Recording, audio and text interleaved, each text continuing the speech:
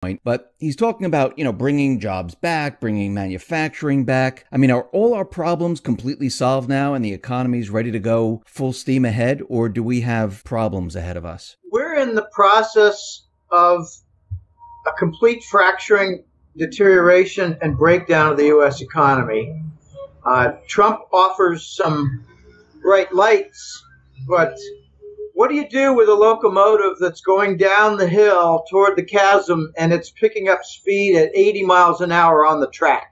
What do? You can't really do anything. You can't do much. So take a look around the malls. We just had notification that major retail chains have announced, I think it's close to 1,300 different stores are going to be shut down this year. 1,300 stores. We got Macy's pretty much demolished. Sears in its current state of bankruptcy, working toward the final climax. It seems like the only retailer who's doing anything right is Amazon. And now I'm starting to hear that Bezos is a target for something. I don't know, but as a part owner of the Washington Post, he's getting involved a bit too much in politics, so I wouldn't be surprised if his business takes a downturn suddenly. He signed on some big contracts with the CIA to do cloud storage, and that's why, Amazon is favored by the government fascists. I'm going to use the word fascist frequently in this interview. I don't want to be confused with, Franco in Spain. These are neocon fascists that cut across both party lines. We have two political parties now in the United States in reality. It's the neocon fascists versus the populists. Trump is a populist. The neocon fascists include Baby Bush, Obama, and probably 3/4 of the Congress. Those are the fascists. Those are the ones who promote the wars, who favor the false news and CNN, and who, sign up for whatever war of the week we have. The United States is dedicated toward war. Okay, the economy is doing pathetically. We have car loan defaults. We're back to where we were in 2007 regarding home loan defaults, and we have student loan defaults that are at least $1.5 trillion in volume overall, but not at risk of defaulting. We have 40% of all student loan holders actually saying in polls they expect never to pay their debt and the government to forgive it. If you look at electricity demand, rail freight movement, truck freight movement, port activity, income tax withholdings, everything is in a dive. So Trump has plans, and I give him credit that he's got plans. Some of them are innovative. The most clever that I've seen is, I don't know whether it's from browbeating or just encouraging as our friend, the vassal state of Japan, but he's working toward Japan investing $1 trillion in U.S. infrastructure / industrialization. I don't really mind if Japan and China set up tens of thousands of businesses in the United States. We need to do something. I'd like to see a national initiative for 20,000 businesses a year in free trade zones and elsewhere, along with the Asian helping with it's like a return to the 19th century, where the Asians built the railroads. And there's a lot of controversy on that. I don't want to get into all that, but, a lot of Chinese worked toward building the railroads in the West. And we could have a repeat of history with Asia building infrastructure again. Infrastructure is highways, port facilities, railways, bridges, tunnels, high-speed rail, airport facilities, you name it, all the above. Fiber optic connections. South Korea has the best fiber optic connectivity in the world right now, and the United States is actually not doing badly when it comes to telecommunication infrastructure. We're doing very badly with our dedication to the Rockefeller model on gasoline and diesel usage. How are those 8-lane highways around Los Angeles? How are they doing lately? They earn the name of parking lots. If you want to contrast, take a look at the major cities of China, where you have 16 different rail lines moving between cities to the suburbs and to distant locations like other cities. Every major city is extremely well organized, and they do not have a lot of truck traffic in their distribution system. They're far more advanced than the United States, and the Americans have no idea how far behind we are. So Trump has some plans. I give him credit. Let's see if he can make some progress. But let me just cite to you, Dave, the principal challenge that Trump has when it comes to legitimizing the dollar and working toward setting up industry again in the United States. We had 30 years of outsourcing of industry. I remember the first event was 1984. Intel announced they were going to move a lot of their fabrication plants for chip. They call them chip fab plants. And they were going to move to the Pacific Rim. And we at Digital put our heads together and said, this is a very bad trend if it becomes a trend. And it became a national movement. And by the 1990s, I concluded, as a, still working in marketing research and industry in the United States, I concluded with my own abilities that the United States has moved away from legitimate income. And now we're going to rely on phony financial sector income, asset bubbles, etc., financial engineering, which, by the way, Greenspan gave his full weight and support. Then came Lehman and the bust. So it's on his hands. But we have, as a result of 30 years, a $550 billion annual trade deficit. This is the major problem for the nation when it comes to economics. We lack industry. We lack an adequate base of industry with which to carry on business as a nation. Now, remember, in the 80s and 90s, the Germans did not follow our lead. Western Germany and Britain, and I don't think Australia did. Western Europe and Britain and Canada largely followed our lead to destruction. They also followed our lead in the real estate bubble destruction. Australia is stuck in that right now, but they've got a very different phenomenon, kind of like Western Canada. Tremendous Chinese property demand. Okay, so let's just suppose that the several people on Trump's advisory team who are full-blown advocates of the gold standard decide, all right, let's try to work toward a gold-backed currency and get some basis for the currency that's precious metals, and let's go about the revitalization of our nation. Okay, well, let's just assume that the trade deficit doesn't get worse because of a proper policy. Let's just assume it's a nice flat $500 billion for a trade deficit. Okay, if we back the dollar with gold, then our creditor nations, I should say the surplus trade nations, can all group together and say, all right, we 80 nations have claims on $500 billion to your gold-backed currency. We want those 13,000 tons of gold. That's just the first year. That's assuming it doesn't get any worse. I'm hearing it's going to be closer to 600 billion this year because we haven't done anything. We never do anything.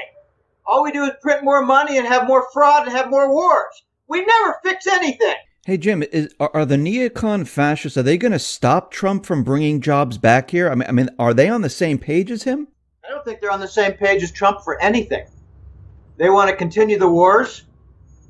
They actually try to promote the conclusion, the belief in the U.S.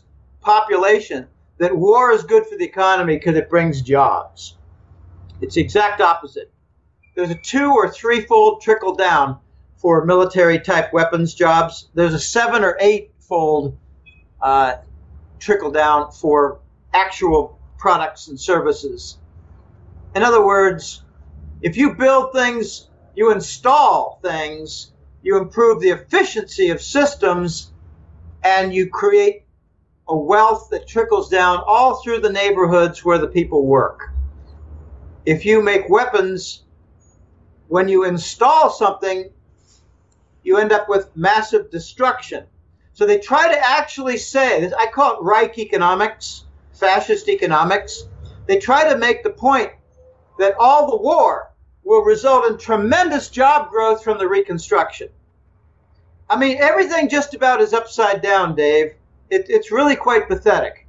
But we're going to get to the jobs creation stage if we can get past the political squabbling and undermine and sabotage game. We haven't done jack shit industrialization since the inauguration 2 months ago. We also have coming up on March 15th the debt ceiling. How do you think Trump is going to handle this? This is when everything freezes because Obama and Boehner, they made that agreement that, he can bring the debt up to 20 trillion and, we'll put it out until 2017 when Obama wasn't in office. What do you think is going to happen at this point? Okay, I must admit a little bit of ignorance. I thought that it was permanently suspended and now it's going to be unsuspended. I did not know that Obama just removed the debt limit during his watch. I think what's going to happen is what's always happened without exception within the U.S. government, squabbling and, deliberation. For the debt limit, they'll extend it. You may have some mini crises where a few offices are shut down, and then there'll be more threats, and then there'll be more white paper reports of the consequences if this continues. And then the Senate, being the irresponsible and reckless group that they are, will just extend the limit. They'll maybe make it, 21.62 trillion. And how will they arrive at 21.62? I don't know. They'll probably pull it out of their asses. Well, what they don't properly estimate is the deficit. Deficit is probably $1.4 trillion last year. $1.2 trillion a year before. It's getting worse. It's not getting better. So if they just put it up by 1 trillion, we're going to revisit this point in less than 1 year. What will Trump do? I think Trump will say, hey, look, you must extend the limit because I've got some plans for infrastructure projects. Have we launched a single shovel on a single infrastructure project in 2 months? No. Have we instead made commitments for a $50 billion increase to military spending? Yes. So, I'm in favor of the whole Trump theme, the idea of Trump. I'd like to see some actual projects kick off. I'd like to see some actual arrests, like for McCain, Pelosi, Graham. These are traitors. I'd like to see treason become a watchword with the American public demanding action for treason.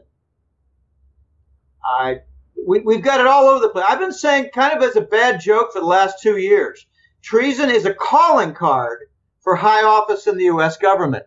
Now we have treason laced all through the offices.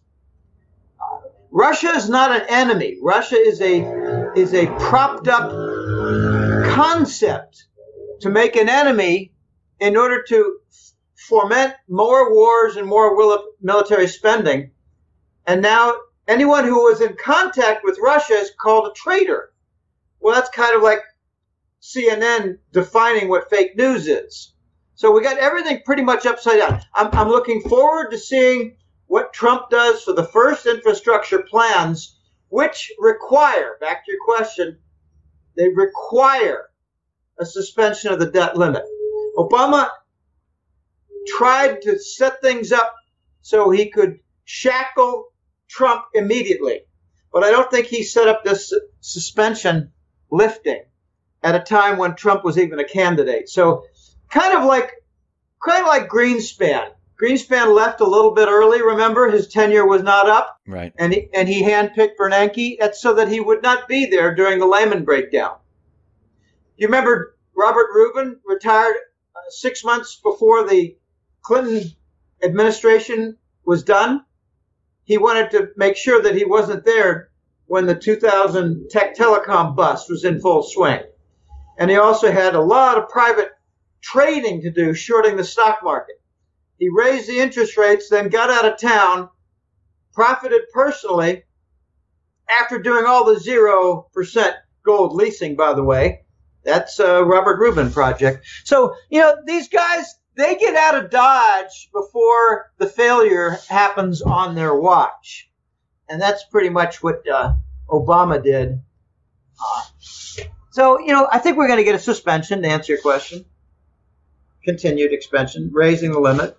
When have we ever not done that? We've always done it. Right. You think we're not going to now? Well, this could be a chance for the fascists, the neocons in Congress, who are probably 75%. This is their chance maybe to say, Trump, you're the president, so, deal with it. Here's the limit. We're not spending it. Deal with it. And then maybe we might get an executive order to raise the limit. Oh, my goodness. The United States is so broken that I think it's going to be 10 years at least to begin fixing it. We started breaking in 71 when we lifted the gold standard. We had a climax of the breakdown in 2001 with the inside job 9/11 attacks and the Patriot Act, which I called the Fascist Manifesto, and we began the era of the fascist business model. How's it working out? Did we end up having more fraud or less fraud? More war or less war? More debt or less debt? More industry or less industry? And now we have a breakdown. Hey, I got news for you people. The United States is the center of the global fascist movement. And everything the fascists touch, they ruin, they kill their hosts. U.S. is no different. Do you think these fascists, you think they're going to bring the economy down and blame it on Trump? Do you think this is one of their plans? Yeah, I think so, but look what happened with Obama. Obama got a good deal of blame for what happened with Bush, too. And it was kind of silly. Come on. Immediately you had the after effects of Lehman and the Lehman event itself. You can't blame that on Obama. You blame it on Paulson. You blame it on the Bush team, the cabinet. You blame it on a lot of things, but not Obama. And now Obama has left the whole nation in absolute tatters. So Trump gets elected to try to fix the tatters. You can't blame Trump for the tatters. He's there to fix the tatters. And he's going to have a very difficult time. I think he's going to be a one-term president, but I think he's going to start a lot of really positive things. He's made way too many enemies already. He declared war. Dave, we really need to get to the crux of what this is all about. Trump is the First America candidate. First America is a name of fired generals and admirals from the Pentagon. They were fired by Clinton, Bush II, and Obama. 500 of them, because they were not loyal to the narcotics within Langley. Langley's been running the presidency since Papa Bush, 1988. We've got almost 30 years of narco presidencies. Clinton, Baby Bush, and Obama are all narcotics addicts. So it's very hard to reverse all this. And we have tremendous amount of destruction. So Trump ran on a plank to stop the destruction. And the first America generals have been meeting every year in Idaho. Remember at the inauguration speech, Trump mentioned First America something like a dozen times. America first, rather. America first. And it's a code word. It means we just had a Pentagon white hat military coup. The good guys in the Pentagon have taken the nation back. And Trump had an executive order to cut off the narcotics funds movement into the U.S. banks. He declared war against the black hats of Langley. This is war. We have civil war in the U.S. government at the highest level. Trump is trying to restore the nation and remove the narcotics from our highest offices. We have wars that are funded by narcotics. It's called ISIS. People, wake up. The Syrian war is funded by narcotics. The Yemen war is funded by Saudi narcotics in league with the Bush team. And a very funny little side story when it comes to narcotics. Remember Jeb Bush in the early portion of 2016 dropped out of the Republican presidential race? Yes. You remember his weepy, wimpy reason? You people are criticizing my mother. Really? That's precisely when the Russian military was cutting off the narco lines for the Bush-Saudi connection. And Jeb Bush lost funding for his presidential campaign that was coming from Saudi narcotics. So how far are the fascists going to take this? I mean, we can see what's happening in the corporate media right now, where they're pushing their agenda, and Trump is fighting back, pointing out certain things, and, you know, there's fake news things going all around and things like that. But how far is the fascist neocons going to take this? Are they going to take it to the next level? And when I say that, I mean maybe assassinating them if they don't get their way? I don't want to talk about the assassination concept at all. Let me put it this way. When they talk about globalists, when Trump talks about the people versus the globalists, he's not really specific. What he's referring to is the global banker cabal. What he's talking about is the group of corporations, the sectors, like the banks, news media, pharmaceuticals, and a few others with a more minor role, all being in league together, energy, oil and energy, being in league together toward establishment of the global fascist state. That's what I call it. Globalist means global fascist state. But if you look in the online magazines and news sites, you hear the phrase New World Order, NWO. And that's one reason the Chinese, under President Xi, have very cleverly come up with the new Silk World Order. In other words, the Eurasian Trade Zone is the answer to the New World Order by the globalists who are promoting a global fascist state.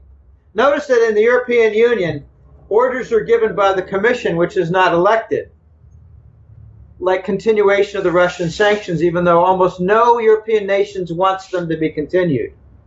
So this is going to be motive to fracture the nation, to fracture the nations within the EU. But how far are they going to take it? Here's the big point to make.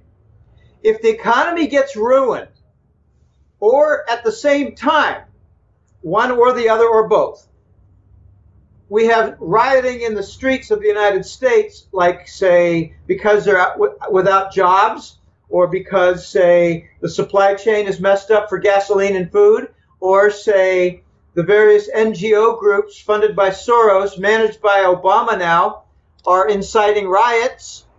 If we have riots and civil disorder at the same time that we have economic deterioration to the point of breakdown, then that is precisely what the globalists will use and take advantage of to create martial law under fascist rule.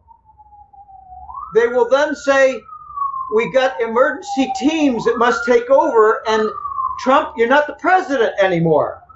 It'd be a fascist takeover by, say, the narco barons in Langley.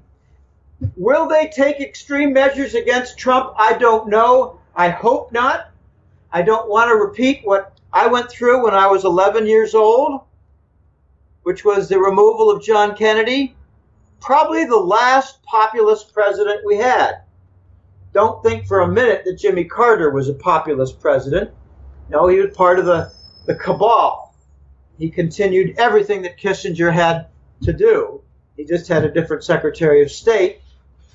By the way, if you're looking for the ringleader, the main organizers of the pedophile rings, there are two: Henry Kissinger and the Israeli Mossad. This is probably the biggest story since World War II. And it's just getting revealed one layer of the onion at a time. They invite congressional leaders or judges or bankers to Lolita Island in the Bahamas, where Epstein does his, camping network. They film these people with underage girls or underage boys. I mean, just ask Harry Reid. Harry Reid almost lost his eye at a gay sex party in the White House.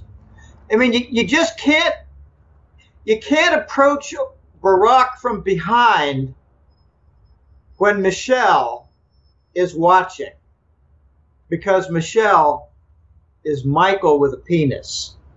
Okay? That's Harry Reid almost lost his eye and he retired. Okay, we've got a lot of these leaders who are caught in the honey trap of pedophilia. And let me just make a definition distinction. I don't really like the name pedophilia, because if they kill a 12-year-old girl after raping her several hundred times, and they kill her on the Satanist altar, I don't call that pedophilia. I call it child sacrifice and murder on the Satanist altar. And so does Trump call it that. We've got a great deal of Satanist threads running through the U.S. government at the highest level.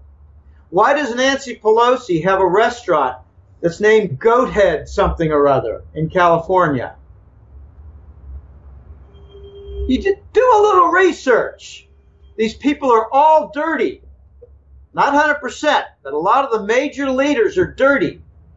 And Kissinger is a main leader in the extortion. And once they got a guy who really likes Julie, and he came to learn late that she was a well-developed 16-year-old girl, he came to learn it late. It's all on video. They vote exactly as how they're told. This is how it happens. It's called honey traps. And it's not just used to control people in their favor. It's to control people who do things like Elliot Spitzer. Does anybody realize what Elliot Spitzer was on the verge of doing before he fell into the honey trap? He was going to prosecute Wall Street for insider trading in the multi-billions. But no, he had to back out. I was kind of hoping Trump would appoint would appoint Eliot Spitzer as his attorney general. But that's just wishful thinking. I mean, what could they do to Eliot Spitzer that they had not already done? What new vulnerability does he have? I don't think he had any. Okay, so I think they're going to try to bring down the U.S. economy, and believe me, it would not be hard if they worked at it, because they've been doing a passive breakdown for a long time. Now all they need to do is do an active breakdown, like stop QE, stop the bond monetization for U.S. government bonds and for mortgage bonds. And lately, I think the Fed is involved a little bit, not as much as the European Central Bank, but I think the Fed's involved to some extent now with corporate bonds. So they can just halt all that, and we'll get a new Lehman event under the Trump administration. So he'll go into not panic mode, but, crisis alert, war room mode. And I think all of his projects would be on hold. And we can continue the wars. Are we still going to have a reset of the dollar collapsing? Is that still in play right now? Well, this is very weird and ironic. I made a call 3 years ago. I said the dollar is going to rise. We were not then at that point. The dollar was not rising. I said we're going to get to a point in the next couple of years where the dollar rises, causes tremendous problems around the world economy, rises some more, and then vanishes. I never used the word crash. We're going to see the dollar rise, and vanish. Not crash. We may have some little sell-offs, but I think we're not done with the dollar rising, because we're in a crack-up boom. We got a treasury bond black hole. We got an asset bubble, the largest in the history of the financial world. It's called the treasury bonds. I mean, apart from housing, housing was a fixed asset. This is a financial black hole. Financial. We did have the mortgage finance bubble. But the U.S. Treasury bond bubble is bigger than the mortgage side of the housing bubble. So we're going to see the dollar rise some more. And look at the damage. I mean, I have a viewpoint of the damage from this Latin America perspective.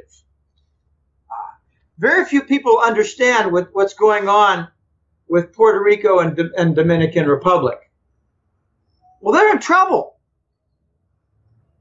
They're in trouble because mainly their currency fell, and therefore their debt became more difficult to manage. The Dominican peso is down 35 to 40% in the last 2 or 3 or 4 years. Well, you might say, well, big deal. How does that affect anything? Well, it affects the price of their food, affects the price of a lot of things. It increases the crime level in Dominica and works toward breakdown of their entire society. How do I know about that? Well, I know a couple of Latinas who are from Dominica.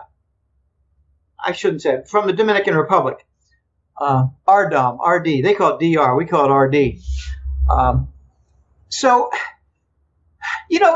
when you talk about the dollar rising, you got to look at where the damage is. It's with emerging market nations whose currencies are down 20, 30, 40%. That includes Brazil. Remember, these are the countries that the United States encouraged to borrow at the 0% rate, which we called risk-free. Not risk-free. The big risk is with currency, not interest rate. I mean, if you have a 30% decline in your currency, it's as though you had a 20, 30% increase in your interest rate on the same loan. You got between $9 and $15 trillion of debt in emerging market nations that's going to be defaulted on. It's all in dollars. And I always ask the question, why is it between 9 and 15 trillion? Don't they know? Well, yeah, they know, but how do you define an emerging market nation? Okay, add a few more nations to the list and it moves from 9 to 15 trillion. They're never going to pay it back. So the dollar is not going to crash, Dave. The dollar is going to endure a boycott. The West is going to continue with the dollar stubbornly with trade and banking. By trade and banking, I mean a load of goods comes in, whether it's oil or a container vessel, and that's paid for for the trade, it's paid for in U.S. Treasury bills. And by banking, I mean, well, the banks in South Korea, the banks in France and Germany and Italy, they have their reserves denominated in dollars with U.S. Treasury bonds, the longer term. And right now they're realizing, gosh, we're not making any money on these reserves because of the 0%. The Treasury bonds are way down, like 2%, give or take. It's nowhere near justified for the risk. Okay, so the East, like Asia, the Eurasian trade zone, with the center being Russia and China. And increasingly, it will be Japan and Korea. We have the opposite happening. They have the non-dollar platforms that are coming into view, like the Asian Infrastructure Investment Bank, like the Cross-Border Interbank Payment System, also called the Chinese Interbank Payment System, CIPS. That competes with SWIFT for global bank transactions. There are a number. There's the BRICS Global Bank. I think the BRICS Bank is going to be eventually serving a role whereby nations discard their treasury bonds, deposit them at the BRICS Bank, and in return are given gold bullion to put them into their banking system. And that's how they're going to rescue their bank system from the vanishing dollar. Now, the IMF has got its plan. They actually think they're going to have a gold-backed SDR currency, which is the basket special drawing rights currency. It's the dollar, the euro, the British pound, and the yen. Add now the Chinese currency, the RMB. They actually think they're going to do a gold-backed basket with the IMF, and I think dream on, because when they announce any kind of plan, if they ever get to the point of announcing a plan, these globalists are going to say, we have the solution to the problem that they created themselves. We have the solution, and it's a gold-backed basket, and it has a feature that if you're a country like Bolivia and you want to participate in global trade, you need to deposit a big tranche of gold bullion in Basel, Switzerland, where we will be the global central bank for gold. And the East, with their Eurasian trade zone, probably will say, not over our dead countries' bodies. We're going to do the BRICS global bank for that role.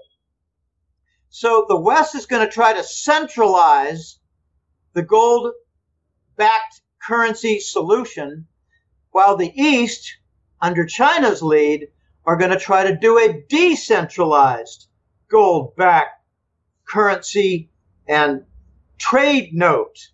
I think the first thing we're going to see in the next several months, potentially, is a gold trade note, which will be a device, a vehicle to guaranteed trade payment and trade delivery and not involve the dollar. For the last 30 years or more, 40 years, has been the Treasury bill. I think we're going to be moving slowly. And we're seeing the evidence now of the structural makeup for the gold trade note, Dave. And I'm very excited about this. Take a look at how China and Russia, I'm going to morph here into a gold trade note discussion, if you don't mind. Take a look at how Russia sells China oil. They accept RMB currency, and then the Russians then go to Shanghai and convert into gold with the RMB denominated gold futures contract in the Shanghai Gold Exchange. So China pays with RMB for Russian oil and the Russians buy gold in Shanghai with those RMB. Soon we're going to have an RMB-based oil contract in Shanghai. So it'll be one step less for the Russians. Now, also mix in with that thought that the Chinese and Russians have a multi-billion, multi-year contract for building pipelines and LNG facilities, primarily pipelines for oil and gas. And the Chinese will pitch in treasury bonds. So they're dumping in what's called indirect exchange. Two parties using a third-party currency to pay off a bill between the two parties. Indirect exchange. The Russians are using those treasury bonds to keep their ruble strong, or, not from caving in. Oh my goodness. So we have the makings of the gold trade note using Russian and Chinese energy trade. Remember, the petrodollar is what replaced the gold standard in 1971. It took a couple of years, took till 1973. The petrodollar has a petroleum sale foundation based in dollars, where OPEC, led by the Saudis, never converted their surplus into other currency. They left them in dollars. That was part of the deal. So the Saudis accumulated a tremendous amount of treasury bonds, and notice that in the tick reports for the treasury bond listings, for the longest time, the Saudis were not a single line item. It was OPEC nations. That's to hide the fact that the Saudis had a tremendous amount of treasury bonds, but also to hide the fact that the Saudis were required to supply the Department of Treasury with their core for the Exchange Stabilization Fund, which is an entirely separate topic. There was another slippery line item in the tick report for treasury bond listing, and that is the Caribbean grouping. For quite a while, Bermuda and Cayman were not delineated separately. That's to hide the fact that the British were buying a tremendous amount of treasury bonds illicitly under the table. Who cares if it's illicit anymore? Law doesn't mean a damn thing to these fascists. They'll violate the law and say it's all for national security. They violate the law and create a new war and say war is good for the economy. Always need an enemy. I just hope that Iran is not painted as an enemy here in the next couple of years, because not going to work. Iran's got good friends with the Russians and Chinese. You attack Iran and you're basically attacking the big triangle of the old empires: Chinese Empire, Russian Empire, and Persian Empire. Not going to work. Now, the U.S. is bankrupt. All we have left now is a military that's largely depleted. Hey, Jim, I wanted to go back to the gold trade note. What effect will that have on gold and silver? Will that increase the value of gold and silver if countries are trading in the gold trade note? If the gold trade note becomes a formalized item, you're going to see the shutdown very quickly of COMEX. You're going to see nation after nation climb on to this movement, and you're going to see the most gargantuan formal official demand in modern history for gold. You're also going to see it for silver, because silver will be a monetary metal. I think the gains for silver will be at least double the gains for gold. When I asked The Voice, this was a year ago, 2 years ago, what ratio do you recommend for precious metals investors, gold versus silver? I told them that I have been recommending 80% silver and 20% gold pretty much since the Lehman breakdown in 2008. And by the way, I got correct the forecast that we would move to 0% after Lehman. I also got correct that the 0% would remain in place forever. I also got correct that we would go to the QE bond monetization like a third world nation, monetizing our $1 trillion annual debt in the United States. And I also got it right that QE would remain in place forever. So this is we're going to see tremendous demand for gold and silver. It's going to happen on both the trade side and the banking side, which will be a double-edged sword against the dollar and its global reserve currency status. I mean, if you were to ask 100 Americans picked at random, what does the global reserve status mean for the dollar? I think you get 98 blank stares and maybe one correct answer and one close to correct answer.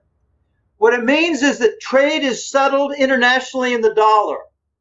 What it means is that the reserve assets for global banking systems, like in Korea, like in France, are based in the U.S. Treasury bond. So when gold goes after the trade payment route with the gold trade note, and when gold bullion goes after the bank reserve route, which is largely U.S. dollar through treasury bonds, you're going to see the dollar lose its global reserve currency status and the U.S. forced to create its domestic-only currency, which I've given the name, and I'm very happy to see other authors latch onto it. I call it the new Scheiss dollar, because Scheiss is German for shit and excrement and, rubbish, flotsam and jetsam. Scheiss is a little more general a word in German than just shit. In the United States, we don't call shit rubbish in a vacant lot. They call that Scheiss. It's, it's waste, rubbish. So when the U.S. is forced to create its domestic-only currency, that's when the major crisis happens in the U.S. By that I mean that's when the currency crisis hits, and that's when the import prices double. Because we're going to have probably a sequence of devaluations. The Chinese, when they were forced to endure a default on the gold lease, I mean, there's so much to tell about recent history that's not told properly. When China got the 1999 most favored nation status, they were asked to lease Wall Street a bunch of gold. I think it was something on the order of 3,000 or 5,000 tons. And the Chinese were very smart, and they said, well, we want a guarantee on this. So we gave them a secured stream bond, like a mortgage, but the secure stream was income taxes from the United States population, the citizens, the economy. And when the recession slammed the U.S. in 2007 and 8, the Chinese began dumping their Fannie Mae bonds. And they also demanded, asset seizure for things like the J.P. Morgan headquarter property.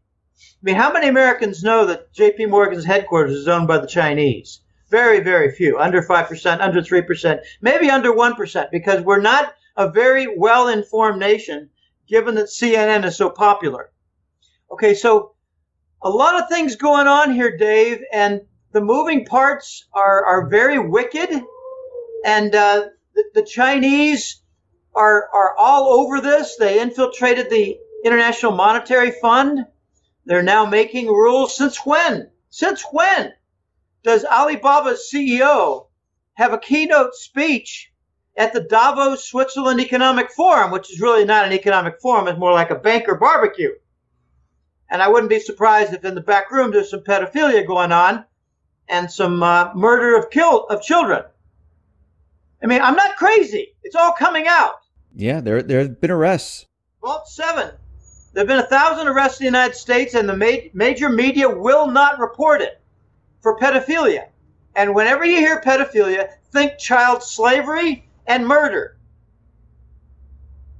Okay, so the Chinese they're making big strides. It's just happening slowly. But we're going to see a tremendous demand for gold and silver come when the U.S. loses its global reserve currency. It's not a birthright. It's just an exorbitant privilege. as the Justin of the French leader. Can't think of his first name.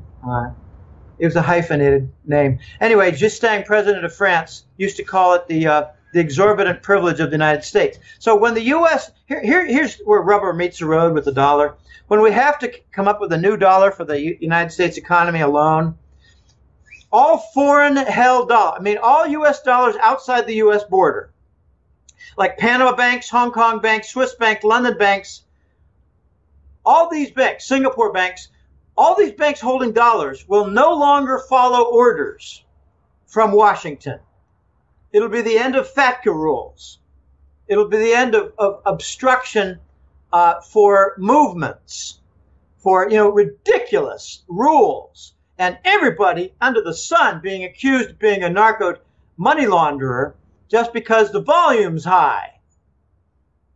I mean, they're doing a lot of stupid things. So when the U.S. has to come up with its domestic-only dollar, that's when you're going to start to see a lot of emphasis on the trade deficit.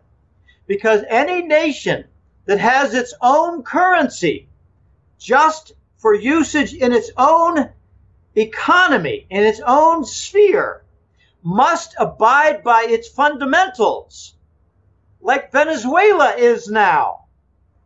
So the U.S. is going to have a sequence of devaluations. The Chinese, when they got reneged upon in 2006 or 7, they went about their various steps, but they told the U.S., you must come up with your own currency because you're ruining the international dollar. And we said, F you, we'll do as we damn well please. We're the leader of the free world. No, we're the leader of the fascist world. And what we've done since then was to impose 0% and not give them any interest on their reserves, another FU. And then we start printing money like Zimbabwe and certain South American countries have done. You can't print money which is used as the global currency reserve and banking system. So the Chinese told the Americans, you need, with your new domestic-only dollar, to have a 50% devaluation. And the U.S. said, oh, really? That's pretty painful. Would it be okay if we do 30% devaluations back to back? Now, here's how devaluation mathematics works. Just focus on the retained value from a devaluation. Do a 30% devaluation, you retain 70%. So your buying power for $100 is like what it was for $70. Do another 30%, and you retain 70% of what you had before. In other words, 49%. There's your 50% devaluation. Except I don't think it's going to end there because we're not going to get rid of our trade deficit. We don't have sufficient industry. That's why I think Trump is trying to focus first on the infrastructure, second on the reindustrialization, and he wants to buy time before the world rejects and boycotts the dollar. In other words, let's reindustrialize the United States before we lose the global currency reserve. That, I think, is the main objective for Trump, apart from all the political backstabbing, sabotage, and illegal activity. So he's really planning for everything after the fact. He's saying, okay, I understand what's coming. I understand the dollar is going to be devalued. We're going to have a domestic dollar. The way of life, I mean, if you're talking about all these devaluations, it's going to be horrific for the people. And we're going to have to bring back manufacturing to, actually restart the country. Exactly. We don't have adequate manufacturing to export from. So that our inadequate manufacturing has resulted in a gargantuan trade deficit. Isn't the public going to be angry when, all of a sudden their way of life completely changes? Well, yeah, but that feeds right into the hands of the globalists who are going to say, well, it's time for martial law, and we're going to have our fascists take over because Trump failed. Trump is going to try to get this done before we lose the dollar global reserve currency status. Trump wants to do some very clever things, Dave. He wants to, let's just do some economics, fundamental accounting.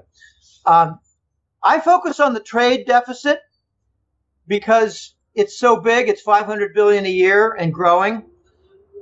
But what really counts is the current account deficit, which is the trade deficit plus any differential we have on financial trade, like the difference between Americans' purchase of foreign bonds and real estate versus foreigners buying bonds and real estate and commercial buildings. Okay, the financial transactions for bonds, real estate, just lots of things, property, commercial building, you name it. Okay, since QE came into phase, our financial balance of trade payments has gone worse. We're doing QE for bond purchases because we have inadequate foreign purchases of our bonds, while we have a growing trade deficit. So the current account deficit is actually growing and is worse than the trade deficit. Okay, what Trump wants to do, here's a very clever plan. If he can bring in 1 year, say $400 billion of Asian money for infrastructure projects, he can offset 80% of our $500 billion trade deficit. And if he does it again in the second year, he can offset again 80% of the trade deficit. Maybe it'll only be 60%, 65% in the second year, because we will have created maybe 20, 30, 40, 50,000 businesses. And by the third year, maybe we'll have sufficient mass for the reindustrialized base that we won't have a trade deficit that's very big. And then we can launch the new dollar and not have this currency crisis. That's the Trump plan. I don't know if he's going to be able to pull it off because the Japanese government just had a ruling that the United States could not use $1 trillion in their government pension fund without some vote in their parliament. And remember, the U.S. doesn't care about law. They say, you're our vassal state, F you, do what we say or we'll start killing people. And now the Japanese are pondering the prospect of investing $1 trillion. They've got a few trillion in their pension funds. They're one of the richest nations in the world when it comes to pension funds. But most of them are private. So you see the point of going after the government pension fund because the U.S. government controls, as a vassal state, the Japanese government. And then you have the whole other issue of the Bank of Japan. They own $1 trillion in treasury bonds. So maybe they'll participate also. Maybe it'd be $250 billion from the government pension fund and $250 billion from the Bank of Japan from their treasury bonds for the first year. There's lots of trillions to commandeer in Japan. Oh my. So that's how Trump wants to try to deal with it.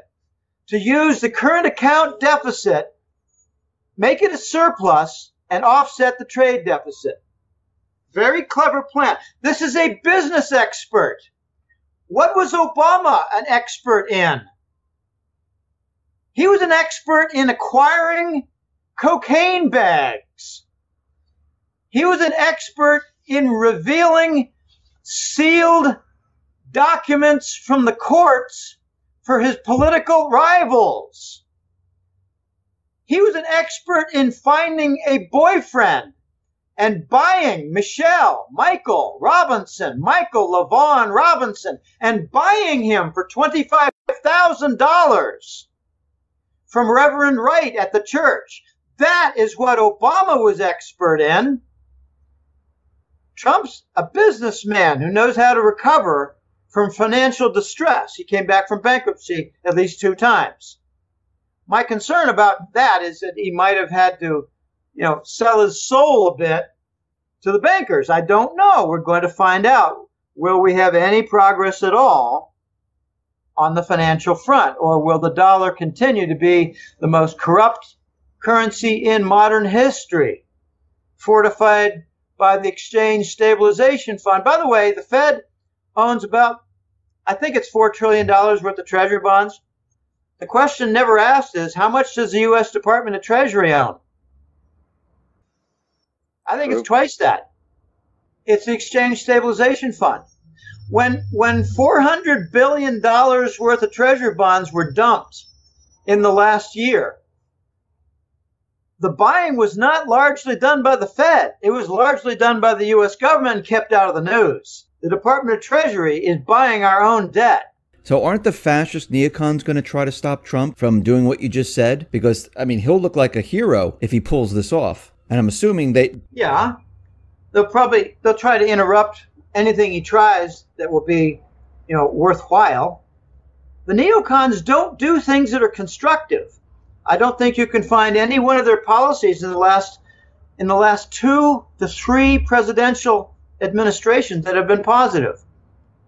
You can say, oh, Clinton, look at all the prosperity we had during Clinton. No, what Clinton did was he stole Fort Knox and used all the profits from the dumping of Fort Knox to support the Treasury bonds and lower the interest rates for businesses. And if you do some econometric analysis, you will find that the number one cost factor for American business was interest rate back then. So he improved the most important and vital cost item. Okay, what has Obama done? Obama created Obamacare, which pretty much decimated the small business sector and resulted in a complete halt of hiring. So, the neocons don't do constructive things. No, they really don't. And you know what I'm seeing? You mentioned Iran with war, but I'm noticing a lot of propaganda and a huge push for North Korea because the U.S. is moving the THAAD missile system into South Korea. I heard there was a report that North Korea was firing their missile and they were trying to hit a Japanese base. We know there was that assassination in Malaysia. Now the Malaysian ambassador and the North Korean ambassador, they're both leaving each other's country. To me, it seems like they're trying to, shift everything and trying to start something with North Korea and pushing very, very hard. I mean, do you see that? Well, yeah, these are the neocons. Yeah, they're trying to become belligerent and bring about some kind of sparks between the U.S. and China. And it's just not going to work. It's not going to work. I mean, the Chinese have fired back, not missiles, but they've halted 110,000 tourists to certain locations in South Korea. They're not going there anymore. Yeah. I mean, the Chinese have a billion man army with commerce. They're boycotting Apple devices right now. They have been boycotting Google for the longest time. We've got conflict over the South China Sea continuing. I got a funny little side story, and I might have told it in a previous interview with you, but it's quick. I got a client in Hong Kong named Jerry. Jerry lives in an apartment building, a big one, kind of luxurious, nice, and he's got a doorman in front. It might not be all that luxurious to have a doorman. But anyway, he was just striking up a conversation with his doorman. This was 2 years ago. And he said to his doorman, my son has got an interesting job now. He's being paid by a U.S. government agency with a name that does not say U.S. government on it, but he's paid $100 a day to carry a placard and yell slogans about the Japanese objection to the South China Sea Islands. Okay, so, if you're wondering, is the United States behind the demonstrations in Asia, in that region, regarding the South Sea Islands? The answer is yes. And I have a client whose son is being paid. They're doing the same business model with Obama and Soros. They're paid $14 an hour to go out and demonstrate against Trump. And the organizers, the managers, are paid $1,000 a month. So, what does Obama call these groups democracy something or other. They're not about democracy. Nothing about the fascists is about democracy. I just saw a term, I didn't know what it meant before, R-I-N-O, rhino, Republican in name only. They're fascists. Well, we need a Dino too, Democrat in name only. They're fascists. We got Democrat neocons. Does anybody realize that the Obama Secretary of State and pretty much the entire brass of their State Department was holdovers and other associated members of the Bush team? The neocons cut across both parties, and the State Department is your best evidence. I mentioned that to my block-headed brother, and he said, "Oh, I didn't know that." I said, "That's because you're reading the fucking New York Times." Do you have any closing thoughts or anything else you want to say? Sell all of your paper assets. Sell the majority of them. Get going. Because the Fed and the Wall Street banks are keeping your stocks propped, and they're pretty much the only buyers of bonds. Sell what they're propping. Has anybody ever heard the concept of sell high, buy low? It's kind of a foreign concept now, because the Wall Street boys are trying to get you to believe buy high, and as it keeps going higher, buy more. They're bubble merchants. So sell the stocks and bonds, sell your CDs, redeem them, because they're at risk. If the new dollar is announced next month, I guarantee there's going to be a stock market decline. I guarantee there can be bank bail-ins and failures. What do you do after you sell all these paper assets? You buy gold and silver bars and coins. Buy all you can find. In fact, pay small premiums to buy what you can. Go into dealers and say, "I know the price is X for gold coins, but I'll give you an extra $80 per coin if you can just find them." I guarantee you go to the top of the list and there'll be more to buy. So we need to increase the premiums on these merchants in order to make it more apparent that the gold price is phony, and so is the silver price. Okay. After you go buy your gold and silver, just sit back and watch, because things are going to break down a lot worse. I'd like to end with one little quick story.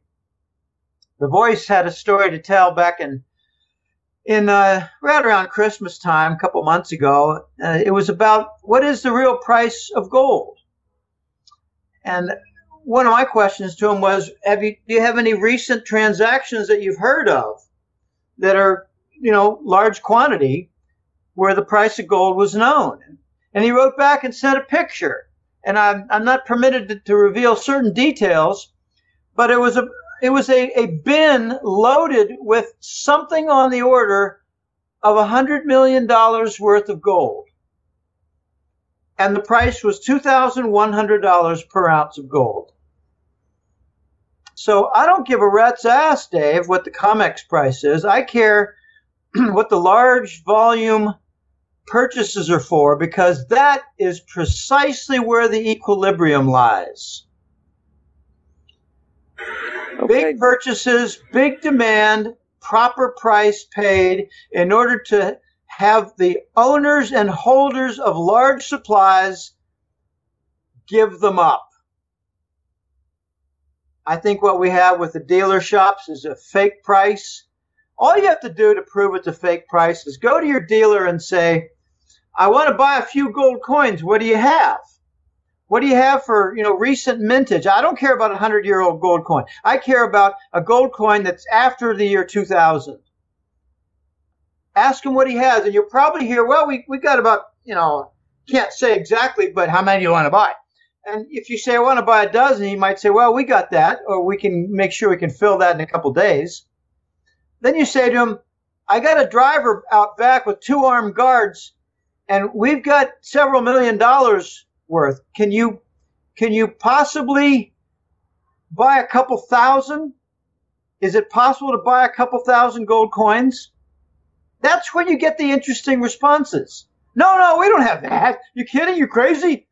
Well, why wouldn't you be able to get that if that's the proper price? If it's the equilibrium, then you should be able to attract the supply with that price. And it's not the price. So I don't care what the COMEX price is. I rarely look at it, but recently I've been looking at the graphs to see if we have some reversals in progress. And we have a short-term silver price reversal. We do not have a gold short-term price reversal, not yet. Got serious overhead between 1,300 and 1,350. But I think silver's going to make the move first and drag along gold. It's kind of backwards, but that's the way it is because the silver deficit is so much worse than gold.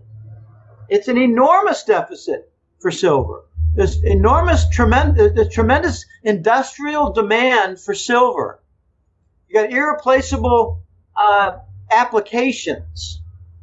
And, we do hear things like, well, as far as solar panels go, there is some replacement. They're not all now silver. Well, that's true, but the great majority still are. And don't buy the argument about digital cameras are going to remove the demand for silver. That's so stupid. Yeah, try taking a look at emerging market nations and Latin American nations, and let me know if they're still printing photographs. The answer is hell yes. So there is more digital camera, but gosh, some of the more recent applications of silver are in pressure-treated lumber.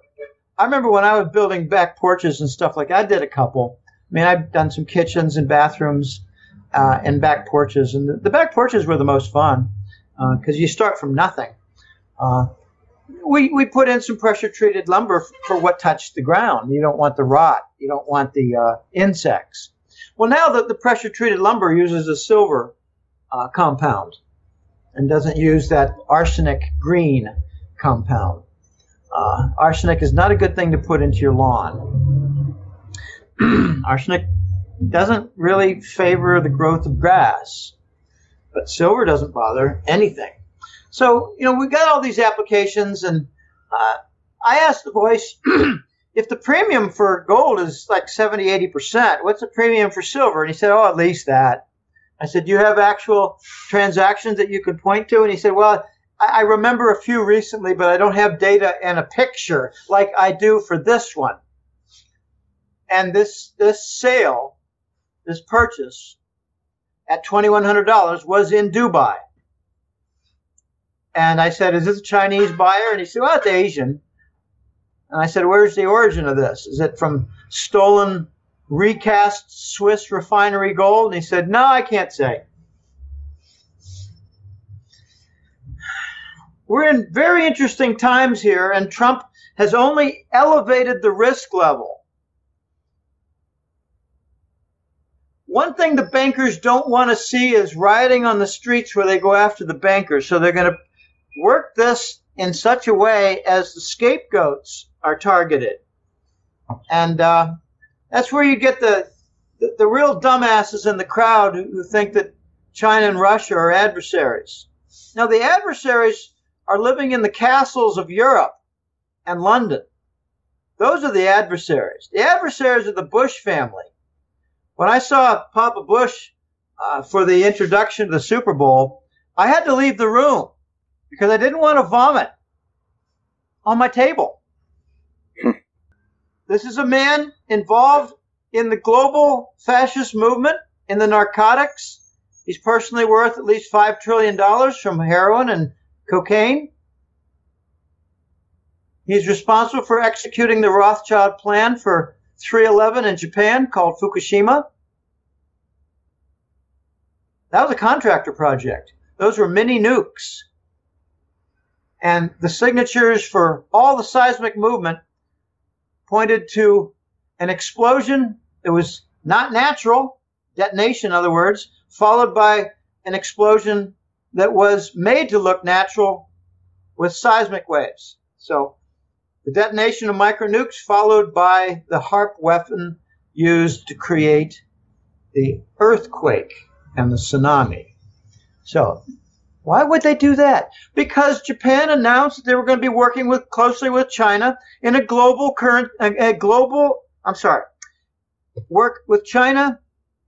to work with China in a regional gold-backed currency for trade and banking. In other words, the Japanese violated their vassal slave status. Oh, man. So you got to get prepared. I'm very curious about the bail-ins. People ask me, what will it take for the great bulk of the American society to wake up to what's going on? And my answer is twofold: shortages of gasoline and food, and theft of their bank accounts through bail-ins.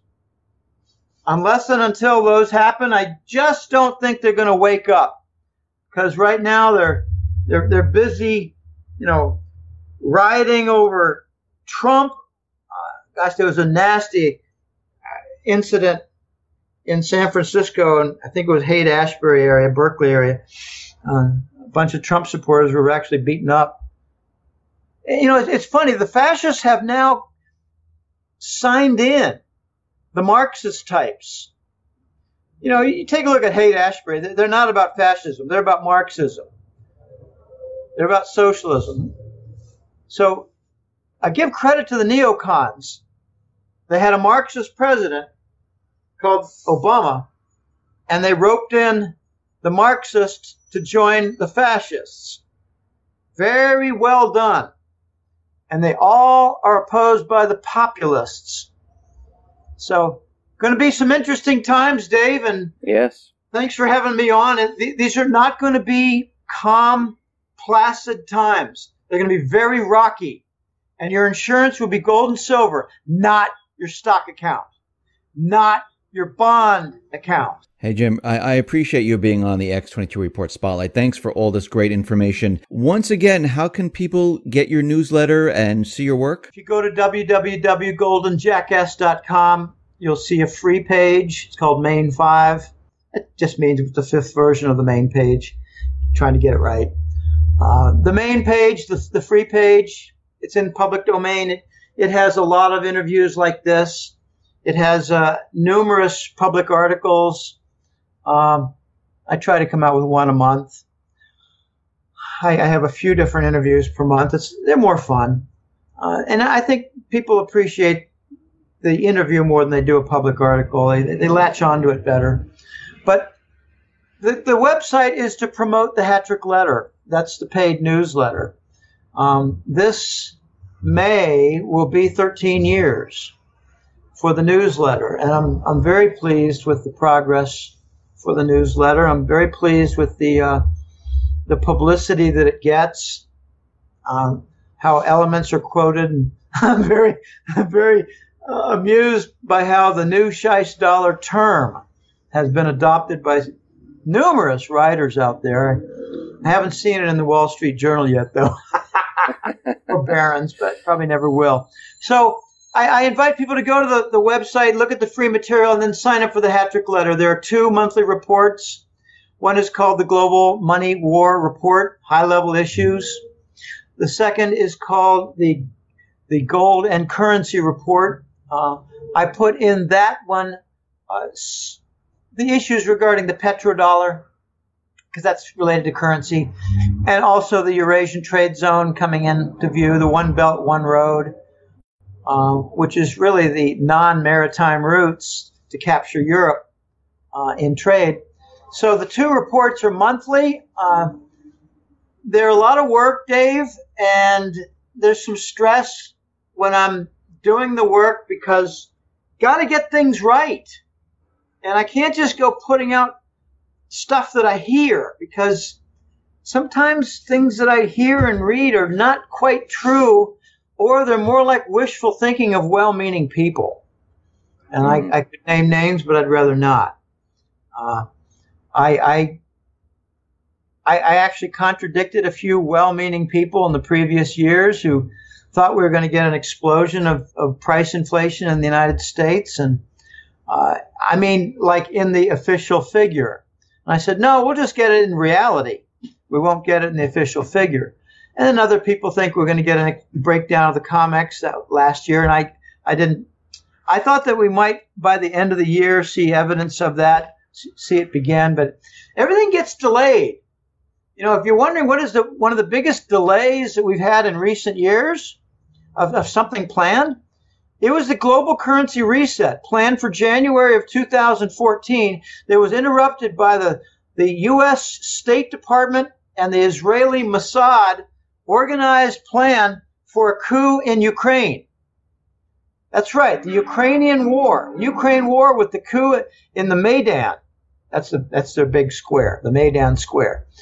The coup in Ukraine was to interrupt the global currency reset, where the dollar was going to go away. So once again, war saved the dollar, and it's not portrayed that way in the news. We don't have much news these days, Dave, as I'm quite sure you agree. Completely agree with you, Jim. All right. Thank you very much for being on the spotlight. I really do appreciate it. Thanks a lot. Okay, my pleasure being on. Thanks for having me.